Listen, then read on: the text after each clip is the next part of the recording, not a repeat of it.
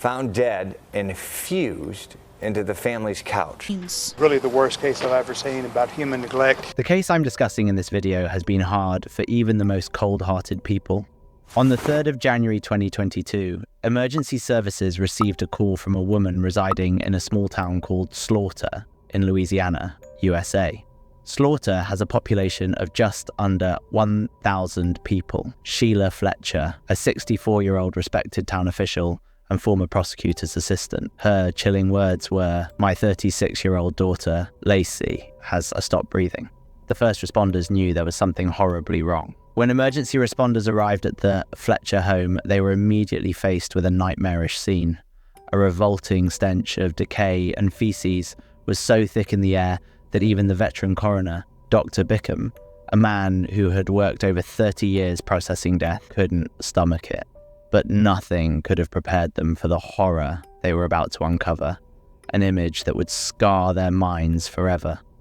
Lacey's skin had melted into the couch, fusing her to the furniture in a gruesome display of neglect. The couch itself was saturated with waste, and the floorboards beneath had begun to decompose. Lacey's body was covered in insect bites, festering sores that exposed bone, and feces matted into her hair, and even her ears and mouth. This is Scary Blender, and today we will delve into the harrowing case of Lacey Fletcher. Lacey Fletcher's 96-pound decomposed body was shockingly discovered melted into the couch in her parents' Louisiana home.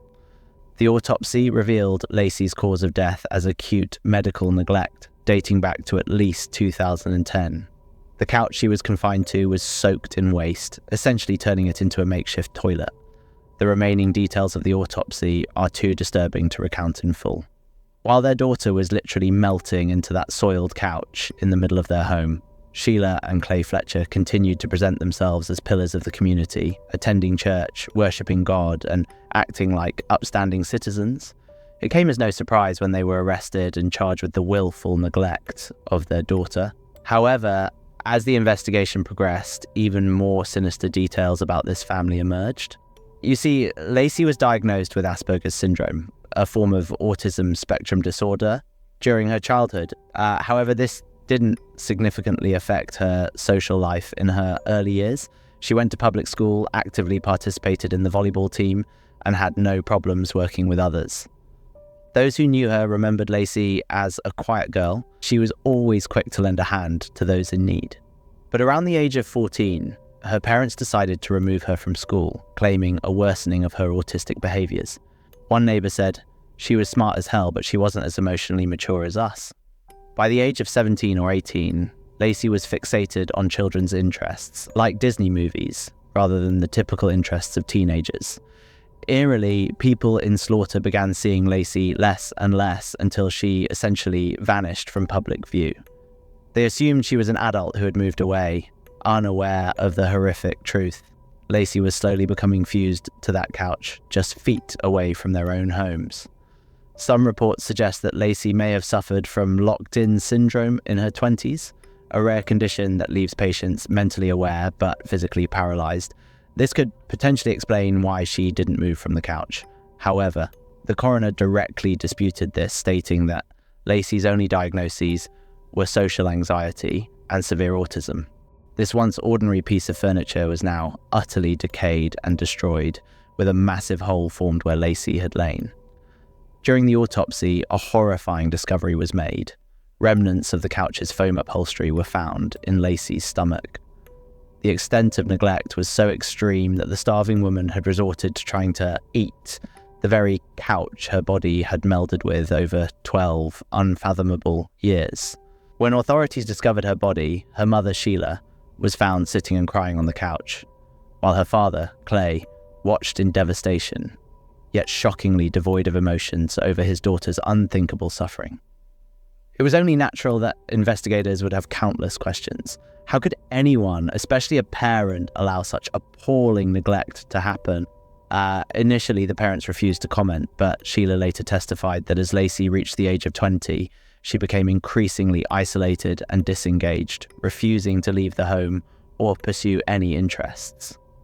At some point, Lacey refused to get up from the couch, prompting her parents to seek medical advice. However, They consulted a doctor without Lacey present, as she refused to leave the house. The doctor, understandably lacking complete context, simply advised them to take Lacey to the hospital, but they chose to completely disregard this guidance. Following that, Lacey's condition worsened rapidly. She stopped getting up to use the bathroom, instead relieving herself on towels placed by her mother near the couch or soiling the bed directly. Lacey remained silent and detached, surrounded by her own filth, as her mother claimed she tried to care for her daughter's deteriorating sores and provide food and water. Most disturbingly, in the nearly 2 days leading up to Lacey's death, her parents were not even in the home, leaving their mentally ill daughter to starve on that filthy couch, alone and forgotten. Although Sheila claims she left food for Lacey, the horrific truth is that their daughter was left entirely without care during those final couple of days before passing away. The jury, overwhelmed by the horrifying photographs of Lacey's body, required medical assistance to process the visceral horror on display during the trial. They were stunned into silence by the extent of the neglect and abuse that Lacey had endured. The parents' only defense was to claim that their daughter, who they alleged was of sound mind, had chosen this nightmarish existence for herself until her death. Legal technicalities initially delayed justice, with the charges against the Fletchers being dropped in the summer of 2023, before they were quickly rearrested and indicted again for second-degree murder that June. As the prosecutor promised, they would make sure Lacey received justice, and guardians will be held accountable for the cruel neglect of those under their care. One can only hope that her suffering has finally ended and that her tormentors face the judgment they so heartlessly denied their own daughter. This was the story of the tragic case of Lacey Fletcher. That's all from my side. Feel free to share your thoughts in the comments section below, and I will return soon with another case. Stay safe and take care of yourself. Until then, lights out.